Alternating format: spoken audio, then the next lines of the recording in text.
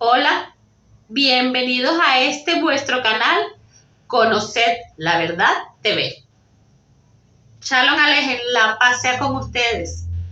Hoy tenemos un estudio bíblico titulado El continuo sacrificio. Vamos a ver qué es eso del continuo sacrificio y cuándo se acabó el continuo sacrificio. Comencemos.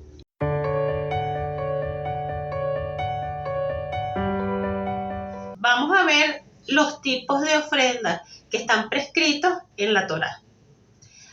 Había dos tipos de ofrendas, la ofrenda animal y la ofrenda vegetal. En cuanto a las ofrendas animales, habían varios tipos también. Había ofrendas de paz. Estas podían ser de ganado vacuno, macho o hembra, sin defecto.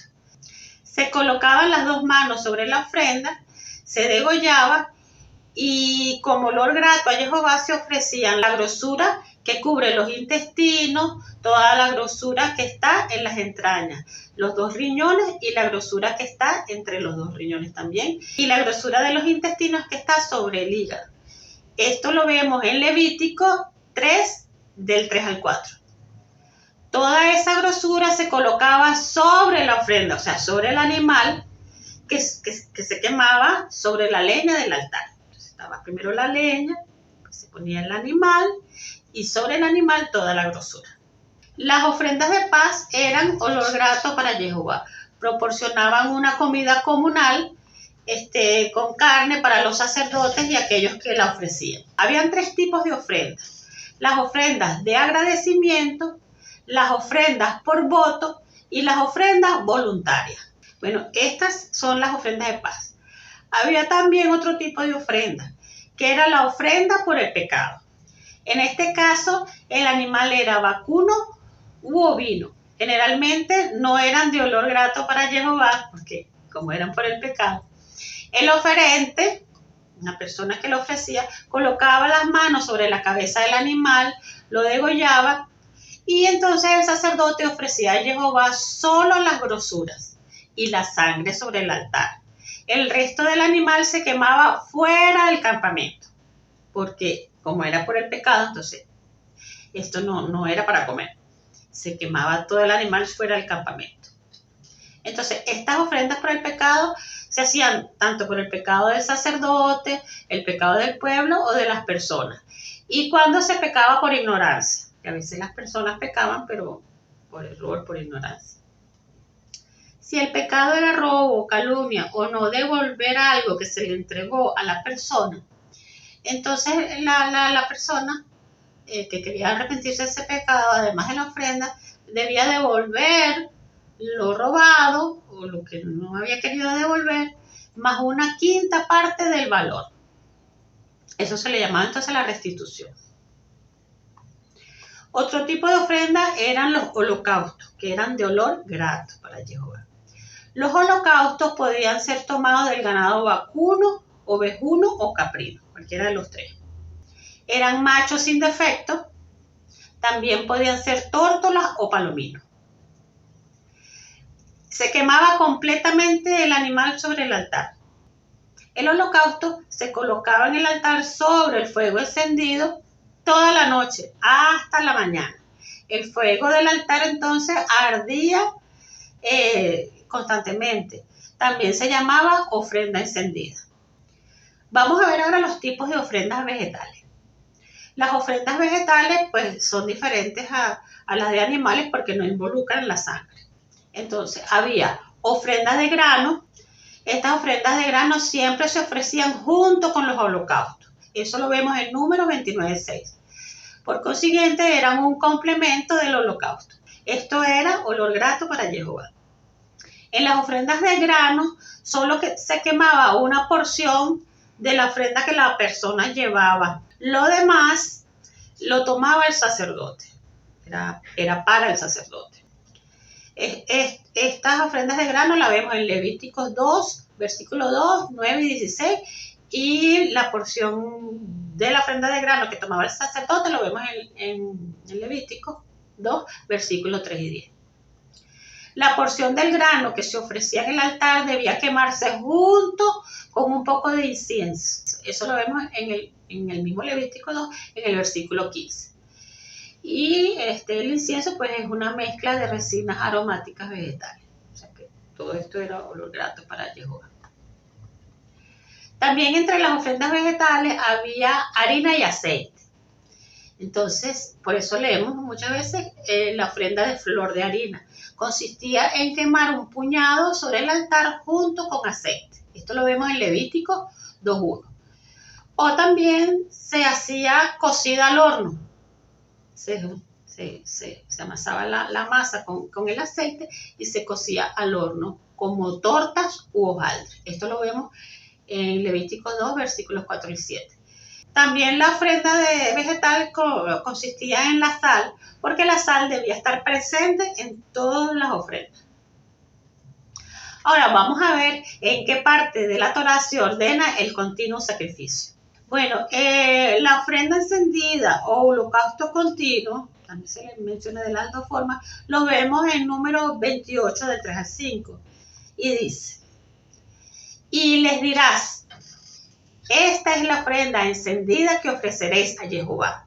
2 corderos sin tacha de 1 año cada día. Será el holocausto continuo. 1 cordero ofrecerás por la mañana y el otro cordero ofrecerás a la caída de la tarde. Y la 10ª parte de 1 efa de flor de harina amasada con 1/4 de un hin de aceite de olivas machacada en ofrenda. Es holocausto continuo que fue ordenado en el monte Sinaí para olor grato, ofrenda encendida a Jehová. Y es holocausto continuo porque fíjense que se ofrecía todos los días 1 cordero por la mañana y otro cordero en la tarde. Todos los días. También había ofrendas por el día de reposo. Esto lo vemos en número 28 del 9 al 10 que dice, más el día de reposo 2 corderos de 1 año sin defecto y 2 décimas de flor de harina amasada con aceite, como ofrenda, con su libación. La libación eran de vino. Es el holocausto de cada día de reposo, además del holocausto continuo y su libación. Entonces el holocausto continuo, pues no paraba. Si caía día de reposo, había que hacer el holocausto continuo y además el holocausto del día de reposo. Además, habían ofrendas mensuales. Eso lo vemos en número 28 del 11 al 13, que dice, al comienzo de vuestros meses ofreceréis en holocausto a Jehová 2 becerros de la vacada, 1 carnero y 7 corderos de 1 año sin defecto. Al comienzo de vuestros meses también se hacía. Se hacía el holocausto continuo y el del inicio de mes también. Ahora vamos a ver las ofrendas que están prescritas en las fiestas solemnes. Ya les presenté un video, una serie de las fiestas de Dios, los Moedim, que también se les dice estaciones o tiempos señalados. Bueno, les recomiendo que vean ese video. Aquí entonces resumimos por cada fiesta qué tipo de ofrenda se hacía. Bueno, en Pesaj, por ejemplo, tenemos Éxodos 12, 6, 8 y 10. Y aquella noche comerán la carne asada al fuego y panes sin levadura con hierbas amargas lo comerán. Ninguna cosa dejaréis de él, o sea, del cordero, hasta la mañana. Y lo que quedare hasta la mañana lo quemaréis en el fuego. Entonces vemos que este cordero que se ofrece en Pesaj se come. Pero lo que quede, hay que comerse todo, pero si quedaría algo, hay que dejarlo quemar hasta el día siguiente, toda la noche. Entonces, esto, aunque no especifica la Torá, este sacrificio de Pesaj, este cordero, se parece más a una ofrenda de paz porque la ofrenda de paz se comía, a diferencia de los holocaustos. Entonces, se parece más a una ofrenda de paz. Ahora, en la fiesta de panes sin levadura, dice Levítico 23:8, y ofreceréis a Jehová 7 días ofrenda encendida. Ojo, cuando había fiesta también había que hacer continuos sacrificios, eso no paraba. En la fiesta de Bikurim, que es está prescrito en Levítico 23, de 12 al 13, dice: ofreceréis un cordero de 1 año sin defecto en holocausto a Jehová. Luego vemos en Shavuot, también conocido como Pentecostés, que vemos en Levítico 23, de 18 al 19, que dice: de nuestras habitaciones traeréis 2 panes para ofrenda mecida, es otro tipo de ofrenda, algunas se mecían, como primicias para Jehová. Y ofreceréis con el pan 7 corderos de 1 año sin defecto, un becerro de la vacada y 2 carneros. Serán holocaustos, se quemaban completos a Jehová. Ofreceréis además un macho cabrillo por expiación y 2 corderos de 1 año en sacrificio de ofrenda de paz.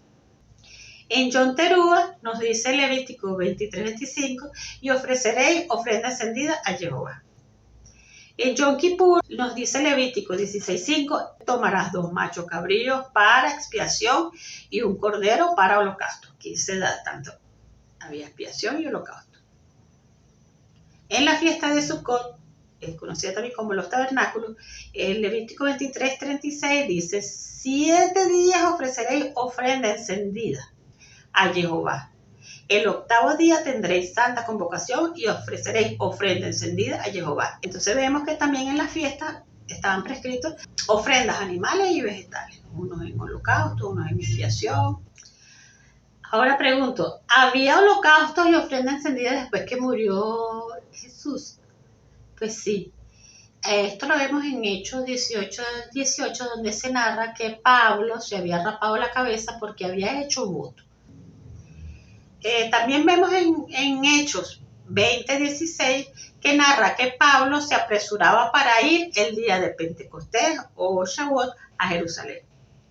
O sea, si Pablo iba a ir a hacer la peregrinación obligatoria de los varones a la fiesta de Shavuot, en la fiesta de Shavuot, como ya vimos, había holocausto y ofrenda encendida. Y en Hechos 21, 23 y 24 se narra que Pablo llevó 4 hombres al templo a cumplir voto. Esto era porque había rumores en Jerusalén de que Pablo no estaba guardando la ley, porque como Pablo predicaba a los gentiles, que no estaba guardando la ley, no estaba cumpliendo la ley. Entonces los apóstoles que estaban en Jerusalén le recomendaron que llevara a estas 4 personas a hacer sus votos y que él se encargara de ellos pagándole los gastos para que vieran que él estaba conforme y cumpliendo la ley. Vamos a ver qué es esto del voto, ¿no? Vamos a ver Números 6, del 13 al 20, dice: esta es pues la ley del nazareo. El día que se cumpliese el día de su nazareato, vendrá a la puerta del tabernáculo de reunión y ofreceréis su ofrenda a Jehová: un cordero de 1 año sin tacha en holocausto y una cordera de 1 año sin defecto en expiación y un carnero sin defecto en ofrenda de paz. Además, un canastillo de tortas sin levadura, de flor de harina amasada con aceite y hojaldres sin levadura untadas con aceite, y su ofrenda y sus libaciones. Y el sacerdote lo ofrecerá delante de Jehová y hará su expiación y su holocausto. Y ofrecerá el carnero en ofrenda de paz a Jehová. Con el canastillo de los panes sin levadura ofrecerá asimismo el sacerdote su ofrenda y sus libaciones. Y entonces el nazareo raerá a la puerta del tabernáculo de reunión su cabeza consagrada y tomará los cabellos de su cabeza consagrada y los pondrá sobre el fuego que está debajo de la ofrenda de paz. Después tomará el sacerdote la espaldilla cocida del carnero, una torta sin levadura del canastillo y un hojaldre sin levadura, y las pondrá sobre las manos del nazareo, después que hubiese raído su cabeza consagrada. Y el sacerdote mecerá aquello como ofrenda mecida delante de Jehová, lo cual será cosa santa del sacerdote, además del pecho mecido y la espaldilla separada, el pecho y la espaldilla del animal. Después el nazareo podrá beber vino. Entonces, esto era lo que se hacía en el voto nazareo. O sea, había ofrenda de paz, había expiación también. Entonces, había sacrificio de animales. Entonces, Pablo está haciendo esto. Pablo también hizo voto. Pablo está llevando 4 personas a hacer su voto a sugerencia de los apóstoles que estaban en Jerusalén. O sea que todos ellos seguían cumpliendo la ley, seguían cumpliendo las ofrendas animales y vegetales. La Biblia menciona también otras ocasiones donde hubo sacrificios. Por ejemplo, en la Pascua del año en que murió Jesús, durante esos 7 días de panes sin levadura, se habrá llevado a cabo las 7 días de ofrenda encendida prescritas en Levítico. Pues sí, cuando Jesús murió, que murió el 14 de abril, pues ahí comienza, a partir del 15, en la fiesta de los panes sin levadura, y todos esos 7 días hay ofrenda encendida. Entonces, cuando murió Jesús hubo ofrenda encendida. En la fiesta de Shavuot de ese año en que murió Jesús, los apóstoles de Jesús estaban todos reunidos en Jerusalén. Estaban todos reunidos ahí porque era obligatorio peregrinar a ir a celebrar la fiesta. Y durante esas fiestas había ofrendas animales. Entonces en ese Shavuot se llevó a cabo las ofrendas correspondientes a la fiesta, además del continuo sacrificio que ya vemos que era diario. En Hechos 2:2 narra que estaban todos juntos el día de Pentecostés. Entonces, en conclusión, luego de la muerte de Jesús se siguió haciendo tanto el continuo sacrificio como las ofrendas prescritas para cada fiesta, las 7 fiestas anuales, y también para el inicio del mes y para el Shabbat. No cesaron los sacrificios hasta la destrucción del templo en el año 70, en el contexto de la primera guerra judío-romana, que duró 7 años, es decir, una semana de años, porque esa guerra duró desde el año 66 hasta el año 73. Justo el año 70 es el punto medio de esa semana de años, y justo allí es que cesa el continuo sacrificio. Les recomiendo que vean el video de las guerras judío-romanas, la parte 1, donde les narro la primera guerra, que es donde se da la destrucción del templo. Ahí está todo explicado, todos esos acontecimientos, para que puedan visualizar todo lo que predijo Jesús también de lo que iba a suceder. Entonces el sacrificio no cesa cuando murió Jesús. El sacrificio de Jesús es el sacrificio perfecto, sí, pero recuerden que Jesús le seguía a mucha gente, tenía muchos seguidores, movía masas, pero los dirigentes religiosos de la época fueron los que no aceptaron a Jesús. Y ellos fueron los que lo entregaron a los romanos. De ninguna manera ellos iban, porque había muerto Jesús, iban a paralizar los continuos sacrificios. Y los sacrificios por la paz, o por los votos, o por las fiestas anuales. Ni por día de reposo, ni por inicio de mes. Entonces, con el cumplimiento de la profecía de la destrucción del templo, porque Jesús lo predijo, se confirma a Jesús como un profeta que habla palabra de Jehová, tal como lo dice Deuteronomio 18:22, que dice así: si el profeta hablare en nombre de Jehová y no se cumpliere lo que dijo, ni aconteciere, es palabra que el Jehová no ha hablado. Con presunción la habló el tal profeta, no tengas temor de él. Y ese versículo precisamente está en el contexto del capítulo donde Dios promete un profeta como Moisés. Justamente está allí. Entonces, ese profeta que Dios menciona a Moisés es Jesús, porque se cumplió todo lo que predijo. Él predijo su muerte y su resurrección, que ya había acontecido, pero había también profetizado la destrucción del templo, que ocurre después de su muerte. O sea, que ahí se termina de confirmar todo lo que él había profetizado, se cumplió. Fíjense que donde se menciona que cesa el continuo sacrificio es en Daniel, en la profecía de las 70 semanas de Daniel, que les recomiendo que vean el video que les hice. En esa profecía se habla de 70 semanas, pero se dice que después de las 69 semanas se le quitará la vida al Mesías. Luego dice: y el pueblo de un príncipe que ha de venir destruirá la ciudad y el santuario, y su fin será con inundación. O sea, que acuérdense que agua, inundación en la Biblia significa muchedumbre, mucha gente, ejércitos, legiones, invasiones. Y hasta el fin de la guerra, o sea que está hablando de una guerra durarán las devastaciones. ¿Y qué guerra es esa? Es la primera guerra judío-romana. Sigue diciendo el versículo. Y por otra semana confirmará el pacto con muchos, a la mitad de la semana hará cesar el sacrificio y la ofrenda.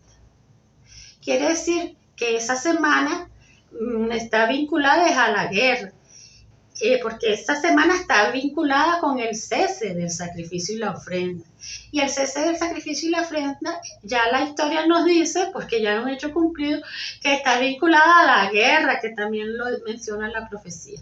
Entonces, en esas 70 semanas de Daniel vemos que son continuas las 69 semanas. Ahí se detiene. Luego viene su muerte y luego viene una semana más que es de devastaciones de guerra, que lo dice la misma profecía de Daniel en el versículo 26, y luego menciona que por una semana más, o sea, que es esa misma guerra, confirmará el pacto con muchos. ¿Por qué se confirma? Porque ya eso es lo último de lo que tenía que acontecer, de lo que ya había profetizado Jesús, y ahí se consagra, se consuma y se consolida que se cumplieron todas las profecías que dio Jesús y se consolida él como el profeta que había anunciado Moisés. Hay denominaciones que enseñan que no, que las 70 semanas son corridas y que después de las 69 semanas entonces viene esa semana del versículo 27 que dice: y por una semana más confirmará el pacto con muchos, a la mitad de la semana hará cesar el continuo sacrificio y la ofrenda. Entonces, para poder congeniar ese versículo con la muerte de Jesús, dice que entonces el ministerio de Jesús duró media semana, 3 años y medio. Entonces, a la mitad de esa semana parará el continuo sacrificio. Ajá, pero ¿y los otros 3 años y medio? ¿Qué semana es esa? No hay ninguna semana allí.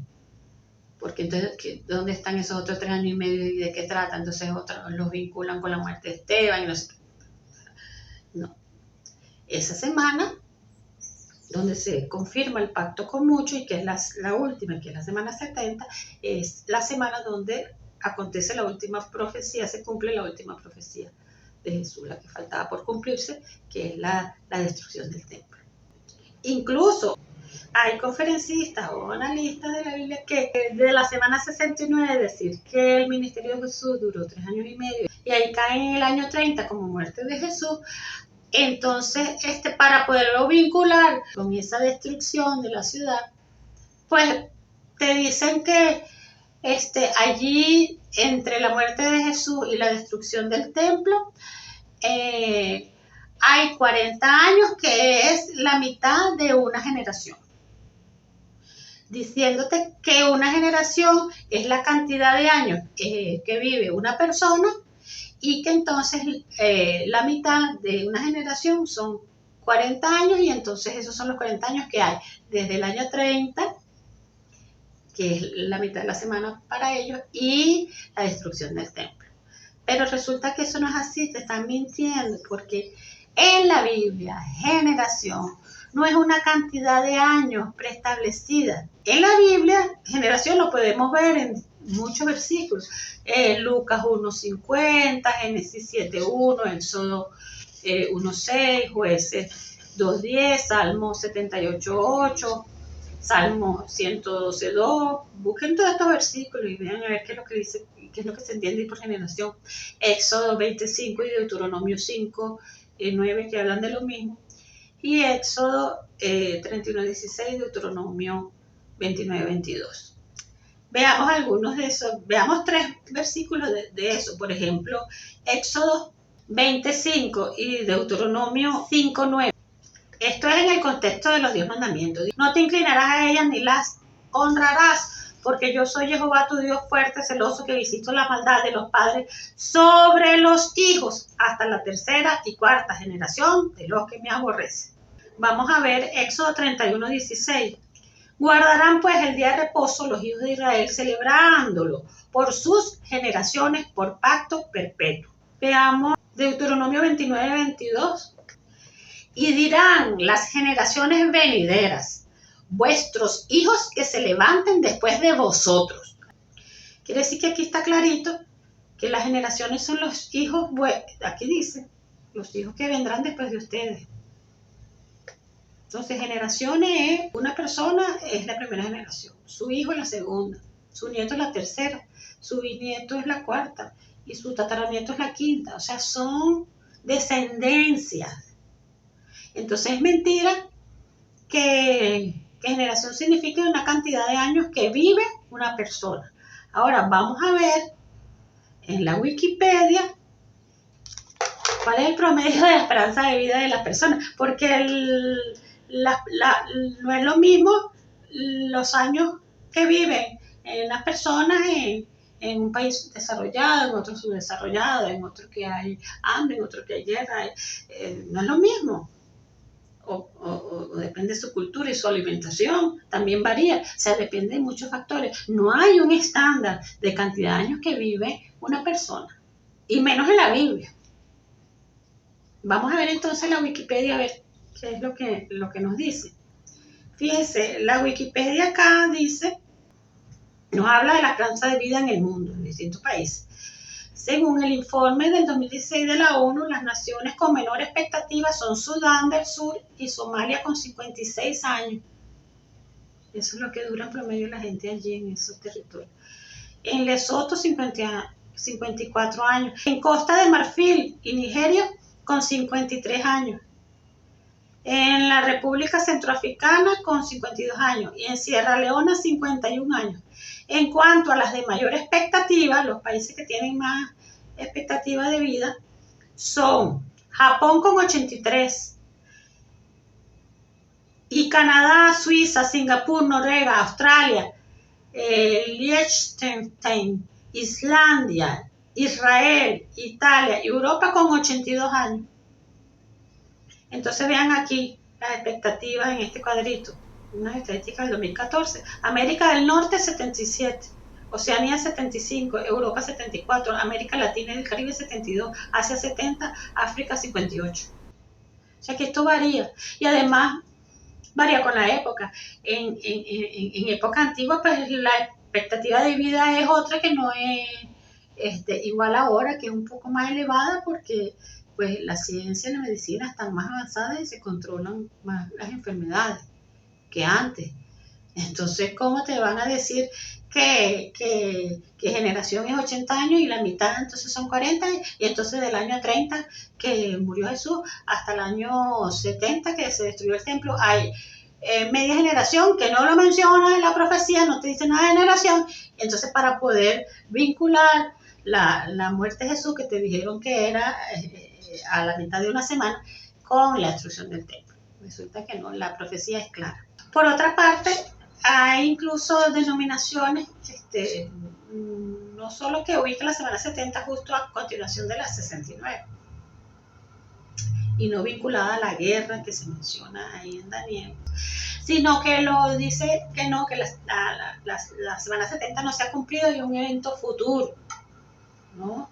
Y por eso entonces, como no hay templo, tienen que justificar que eso va a acontecer cuando haya un tercer templo, y entonces cese otra vez el continuo sacrificio. No, eso no es así. Está claro por la historia que esa guerra que habla Daniel en esa profecía, en el versículo 26, pues es el sitio que hizo Tito a Jerusalén. Y dice que un príncipe de un pueblo que había de venir es un príncipe porque Tito es hijo de un emperador y de un pueblo que ha de venir. ¿Cuál pueblo? Pues el romano. Ahí está claro que la semana 70 es separada y está vinculada a esa guerra, y es posterior a la muerte del Mesías, que a la vez sucede después de la semana 69, pero separada. Entonces no hay tal cosa como que la semana 70 es justo a continuación de la 69, ni hay tal cosa como la semana 70 es un evento futuro posterior. Ahora veamos esa cuenta. Todo eso lo pueden mirar en el video que les hice de las 70 semanas de Daniel. Yo ahí en ese video les hablé de dos denominaciones, cómo cuentan esas dos denominaciones, esas 70 semanas, o desde cuándo comienzan a contar. Entonces, pues las fechas las tomé de aquí, de la Wikipedia, donde dice que los adventistas toman ese comienzo de las 70 semanas, o sea, 490 años, en el año 458-457, antes de Cristo. Dan 2 años, da un periodo de 2 años, o sea, da una aproximación entre el 58 y el 57. Y yo les hice la cuenta tomando entonces 58. Bueno, si es 57, pues un año después de la cuenta que nos dé. Veamos entonces en un cuadro de Excel a dónde nos llevan esas cuentas. La Wikipedia entonces dice que se comienza entre el 458 y 457, no da un solo año, sino dos. Bueno, si tomamos el primero, bueno, tenemos dos posibilidades: o tomamos ese año como el primero, o tomamos que el primer año acontece cuando inicia el segundo año. Es decir, del 458 al 457 sería el primer año. Si contamos así, el 458 como el primer año y no como que ha transcurrido un año, ¿verdad?, que es muy diferente, entonces esa cuenta nos da que 483 años, que eran las 69 semanas, nos dan el año 25. Si tomamos que el primer año es cuando ya ha transcurrido un año, o sea, cuando comienza el 457, entonces esas 69 semanas nos caen en el año 26.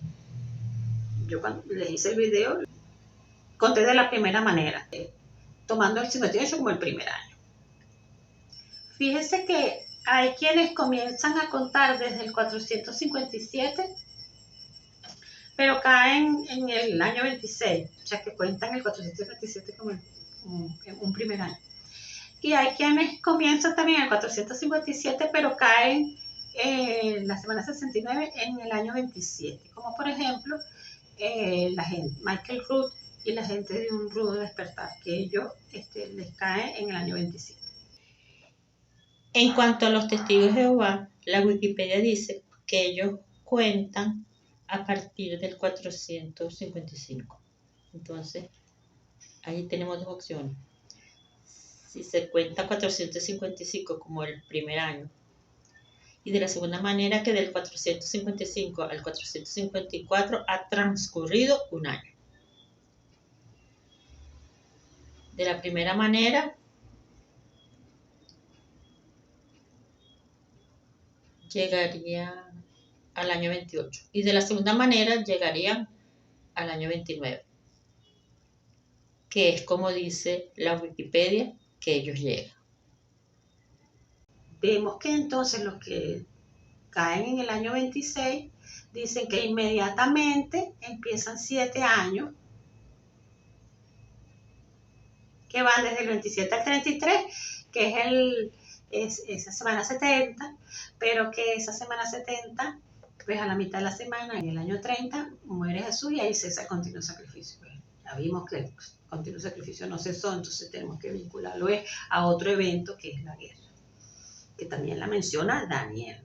Fíjese que entonces para algunas personas Jesús muere en el año 30, pero acuérdense que no hay consenso en la fecha que muere Jesús. Hay historiadores que la fijan en el 30, otros en el 31. Incluso la gente de Un Rudo Despertar la ubica, creo que es en el año 28. Los testigos de Jehová, entonces para ellos allí las 69 semanas terminan en el año 29, y ellos también hacen que la semana 70 viene a continuación, y que 3 años y medio después, a la mitad de la semana, pues la muerte de Jesús, y con ella cesa el continuo sacrificio, cosa que ya vimos que no cesó, y ubican entonces esos 3 años y medio en el año 33 para ellos. Entonces Jesús murió en el año 33. De cualquier manera, como quiera que se inicie la cuenta, o de la forma como se cuente, todas estas posibilidades llegan a que el Mesías se manifestaría en el primer tercio del siglo I. Y Jesús fue el único que se asumió como Mesías en el siglo I. Les recomiendo que vean también el video que les hice, que Jesús no murió un viernes. Y ahí les muestro una tabla donde establecen, bajo investigaciones, pues, un 14 de abril que haya caído en día viernes. Y allí ellos, bueno, establecen que en el año 30 cayó viernes, el 14 de abril cayó viernes, o sea, la Pascua, y cayó viernes también en el año 33. Entonces, como posibles fechas, tienen el año 30 y el año 33. Entonces, fíjense que coincide con lo que, bueno, los testigos de Jehová dicen que murió en el año 33. Otras denominaciones, pues, la ubican en el año 30. Y según la Wikipedia, los adventistas ubican la muerte de Jesús en el año 31 después de Cristo. Vean ese video, ahí les explico que entre un viernes y un domingo no hay 3 días y 3 noches para cumplirse lo que profetizó Jesús y que se diera la señal de Jonás. De manera que, según el análisis que les presenté ahí en ese video, Jesús murió o un martes o un miércoles para que se pueda, y dependiendo de cómo se cuente, para que se puedan cumplir 3 días y 3 noches. De manera que él resucitó fue en un Shabbat semanal. Si Jesús murió o un martes o un miércoles, las posibilidades, se lo explico en ese video, el año pues en que cayó un 14 de abril, cayó martes o miércoles, esos son el año 28, el año 31 y el año 34 y el año 35. Entonces esas son las posibilidades. Si nos vamos entonces al análisis que hacen algunas denominaciones, pues decir que murió en el año 30 o en el año 33 es basarse en que murió un viernes y ahí no se cumple la profecía de 3 días y 3 noches. Entonces, si no se cumple lo que, según Deuteronomio, si no se cumple lo que predijo un profeta, entonces ese profeta no es verdadero y no lo mandó Jehová. Jesús pues, se demostró, y la historia nos ha demostrado también, que se cumplieron todas las cosas que él predijo. Entonces, si consideramos que no murió un viernes, las posibilidades son el año 28, el año 31, el año 34 y 35. De manera que vemos que, considerando aún esas fechas, se cumple que acontece después de las 69 semanas y que igualmente es un acontecimiento que no está continuo de las 69 semanas, sino que es posterior. Después se le da muerte al Mesías y después viene la guerra. Entonces, bueno, aquí vemos que tratar de forzar con generación que no... veamos el concepto de generación. Fíjense, ya vimos el concepto de generación según la Biblia, ¿verdad? Según la palabra. Entonces, cuando hablan de generación se refiere a descendencia, se refiere a genealogía, o se refiere a todos los que más o menos están en el mismo nivel de edad. Por ejemplo, mi generación, todos los que más o menos tienen mi misma edad, y la generación de mi nieto, para todos los que están ahí más o menos con 8 años que tiene mi nieto. O sea, pero nunca es una cantidad de años específica. Eso sí no está en la Biblia, en ningún versículo. Ahí les mencioné unos versículos, pero ahí les tengo toda una lista. El que quiera la lista completa, pues me escribe por el correo del canal y gustosamente se las hago llegar para su análisis. Entonces, bueno, si vemos ya el concepto de generación está claro en la Biblia, sin embargo, vamos a ver en el ámbito secular qué significa generación. Vamos al diccionario y dice acción que consiste en producir o crear una cosa, como generación de calor o generación de energía, ¿verdad? Bueno, una cosa. Y el otro concepto dice acción que consiste en crear nuevos seres vivos por medio de la reproducción. Entonces el diccionario y la Biblia nos está diciendo que generación es descendencia. Entonces, te están mintiendo cuando te dicen, bueno, entonces generación es 80 años, entonces la mitad es 40, cuando la profecía de Daniel no habla de generación y de mitad de generación, y te dicen que de 40 años entre el año 30 y el año 70, que fue la destrucción del templo. Y resulta que, por los análisis que vemos, en qué día de la semana pudo haber muerto Jesús para que se cumpliera la señal de Jonás y lo que él mismo predijo que resucitaría el tercer día, entonces vemos que él no murió un viernes. Entonces, no hay tal cosa de forzar, vincular la destrucción del templo con el año 30. La profecía de Daniel es clara. Cesó el continuo sacrificio cuando se destruyó el templo. Y a raíz de allí, entonces, ya sin templo y expulsados los israelitas de Jerusalén, de Judea, y entonces ellos comienzan a darle forma a una nueva religión, ya sin templo, sin sacrificios, sin ofrendas quemadas. Ahí empiezan ellos a darle forma a ese judaísmo que conocemos hoy en día.